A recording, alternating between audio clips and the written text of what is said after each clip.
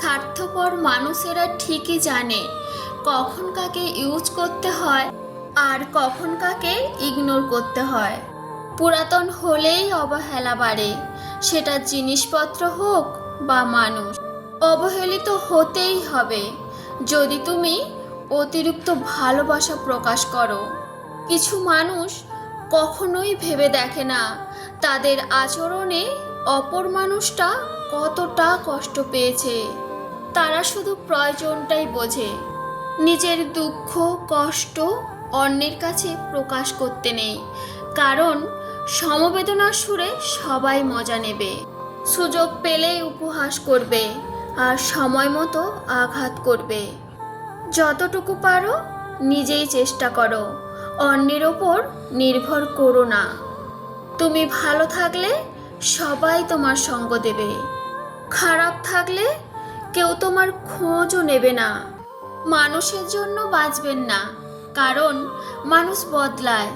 সৃষ্টিকর্তার জন্য বাঁচুন, কারণ তিনি অপরিবর্তনশীল। জীবনের একটা সময় পর আপনার আর হারিয়ে যাওয়া মানুষটাকে ফিরে পেতে ইচ্ছে করবে না, কারণ আপনি তখন বুঝে যাবেন যে মানুষটা হারিয়ে যায় সে আর কখনো ফিরে আসে না।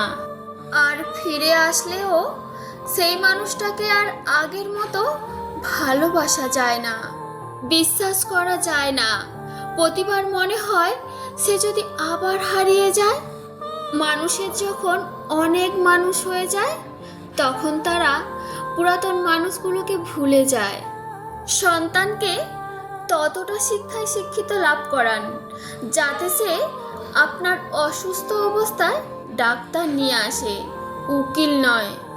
জীবনে খারাপ সময় আসা অনেক ভালো, কারণ খারাপ সময় না আসলে কখনো মুখোশ পরা বেঈমান মানুষগুলোকে চেনা যায় না। আজকের ভিডিওটি তোমাদের কেমন লাগলো অবশ্যই কমেন্ট করে জানিও। ভালো লাগলে প্লিজ ভিডিওটিতে একটি লাইক করে ভিডিওটি শেয়ার করবেন।